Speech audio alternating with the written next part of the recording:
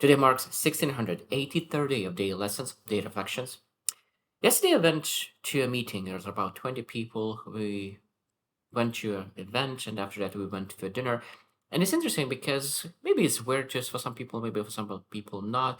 But for 4 years I didn't went to any kind of big community event. Nothing that there's a really 20 people. Always it'd be one, three people, that's it maximum. And it's interesting. I found that it's a great place to self discover yourself, who you truly are, when you really connect with so many different people and so diverse version of people, and you start to realize, okay, what kind of people you connect with, what kind of person you are, when you have patience, when you don't have patience. And I think that's a beautiful thing, that self discovery in different environments. And what I learned is that the most important part about self discovery is putting yourself in a positions you've never been before. It's interesting because 6 years ago, for 2 years, I was going to networking events and community events every single day. I used to meet people left and right. I met thousands of people within a very short period of time. And I was never on my own, always in a group, always with somebody, always going. And then for 4 years, I was in very, very small groups. And last 8 months, I was totally in a solitude, totally by myself, majority of the time, only just when I needed to meet some, but one people or two maximum. And I realized that it's a great place to be in when you're really able to really mix and balance and able to really meet a lot of people, and then you are be able to be in solitude. I think that that's I was in extremes. I was extremely extroverted in some period of time, and I always used to go, and I then extremely in a solitude as an introvert. And today I want to really focus on really self discovery, because but I learned yesterday that I'm able to really be patient, and I'm able to be not patient. And I think that it's extremely important to really put ourselves in the positions to really learn. Now, some are not chosen for you. Sometimes it's life choose places to put you in. So the devil will share 10 areas, 10 locations, 10 places that to be able to really use those places to really to do self-discovery the best. So number one is a serious diversity or crisis. And this is probably one of the most important one that really allows us to discover who we truly are. Now that's a lot of times is that again, it's not chosen. It's not chosen. It's will given to you. Every single person will have a different life crisis, different adversity, but we need every single person is able to take something out of it, and that is self-discovery. I had quite few already crises and adversities in my life. And I think that that's I was able to discover every single time more about myself, who I want to be, what I want to represent, what kind of legacy I want to leave behind. All those things really build me. And now interesting about it, because first this diversity, maybe I didn't understand that I need to use that adversity for my own good, and I didn't learn anything. I didn't get any better after that.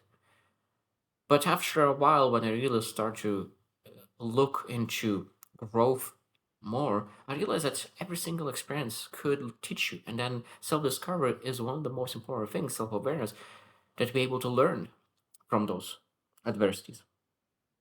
Number two, long term intimate relationships. It's interesting that this is a place where you're actually accountable for your actions, accountable for everything what you do. And I think that's you will be triggered, you will be showing all your colors. And I think it's a beautiful thing because sometimes we can walk away from things. And I think that that's why at the moment a lot of relations finishes much sooner than it's supposed to be, because other person is triggering the parts that you don't want to really show to other people.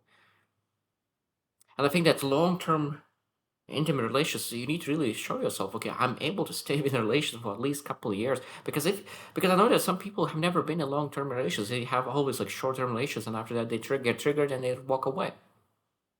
So long-term intimate relations teach you a lot about yourself, about others, about boundaries, about toleration, and we need to be able to really choose the right. I mean, sometimes it's just not choosing right. But again, this is a place where self-discovery is one of the strongest long-term intimate relations. Number three, is building something from scratch. So this is again your third extremely important self-discovery tool is building something from scratch. And this is again, this is one thing that you're actually able to fully control. That means that you're able to take ownership of your life and say that I will build something from scratch. Intimate relationships, sometimes you're not able to control is relationships. Again, two people need to choose each other to really to make it happen. First is life adversity or crisis. A lot of times that is given to you, and every single person have different one. But building something from scratch, every single person is able to choose that. Every single person is able to say, what could I build? What kind of career? What kind of business? What kind of initiative could I build from scratch so I could learn about myself? That I could develop myself, improve myself, understand who I am, truly am. That's really developed that. Number four, solitude and extended time alone. And interesting, I already shared that's I was in very period where I always going and I'm in a period of extended a time alone, and I was able to reflect who I truly am because when you are with other people you get influenced by other people, your values, your morals, your everything, it starts to really sometimes even blend if you don't know who you truly are. So I think that when I think about going and meeting a lot of people, I think that if you really want to go and meet a lot of people, the first thing is to really sit down and spend time by yourself, understanding who you truly are, and have that self discovery. And when you really build a strong foundation, when you know who you truly are, when your authentic you is always in your front head and you know exactly who you are, at that moment it's much easier to go around and meet people because you don't put any masks on yourself because you notice who you truly are. And I think that self discovery through solitude at the beginning before going out to the world, I think that is extremely important. Even though, as I said, that if you've been always in solitude, maybe that's the best time to really go out and meet people and put yourself in the position you've never been into. And that's extremely important for self discovery. Because sometimes when you really speak with people, because I saw as well yesterday, when you speak with people, start to you see a lot of parts about yourself, what you like, what you don't like, what you're patient about, what you're not, what kind of people you like, why you, and there's so many things that you can learn just about yourself just by really speaking and communicating with people. Number five, a leadership and responsibility for others. This is a great self-discovery tool as well. I think that it, and it doesn't matter what kind of leadership position you take. A lot of times it's like you want volunteering positions that you don't get paid for, and there's like it's not very high stakes leadership, but still you have opportunity to develop yourself, to lead others, leading yourself and leading others. And I think there's a great place to really understand about yourself. Is this position is right for me? How much responsibility could I take on? Because I think that sometimes people never experience the responsibility. They don't know what responsibility means, and they don't take that on. But when they still experience responsibility and they like the meaning of that, I think that's a great place to be in. And it might be that you will take responsibility and you don't like it, and you will go back where you used to be. But so fine, at least now you know. And self discovery is extremely important. Number six, failure and public embarrassment. And again, this is an amazing opportunity to have that self discovery, who you truly are, who you truly are, because failure shows who you truly are more than success. And I think that when you're really able to really pursue something meaningful and you fail and you have public embarrassment, it will reveal who you truly are. Because people who really do not have a backbone, they will crumble because of failure. That embarrassment will make them go back to where they came from and they will start doing the things that is comfortable and safe and stable. But the person who really have backbone and really understand who they truly are, they will say that it failure was just a probably a 30,000 times. Failure is fail. First attempt in learning. First attempt in learning is fail. And I think that when you embarrassed, but you don't see yourself as failure, but you see yourself as a lesson that you learned, developed. You just developed more self-discovery, and now next time you will never do the same mistake again, and you will be better. And you push forward, even crawl forward. And that moment shows that you are persistent and you have something more inside than just a small desire. Number seven, travel outside your comfort zone. So that means that travel is a great place to as well, because you get yourself out of all the routines, all the habits. You put yourself in a position, because when I came in Canada first time, I didn't speak English, barely speak any English. It was very, very, very, very, very low English. I was able to understand because I watched a lot of movies in English, but it was extremely poor. I was able to speak English in business language. I knew what accruals are. I knew what his financial statements are, but general conversational English was extremely low, and really that humbled me in a lot of things. And I think one of the best ways to really develop me, because back in my country I was doing pretty well, working in a great company, and when I moved to Canada, because I didn't speak English, I worked in random jobs.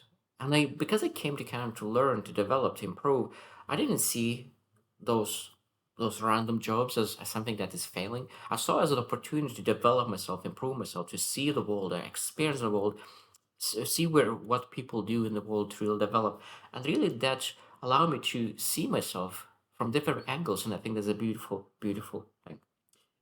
Number eight, competitive environments.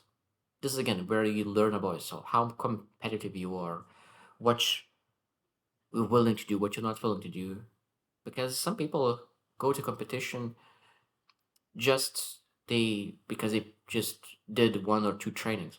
But I think that when you really compete in a high level, you're very competitive. You will show up not just in competition, but you will show up thousand times before the competition. And that's what the competitive person truly means. Being able to really show the discipline when competition is still far away. Because I know that when you with exams, exactly same when you're a student, exam is will be in 3 months. You don't think about exam. You don't prepare for exam.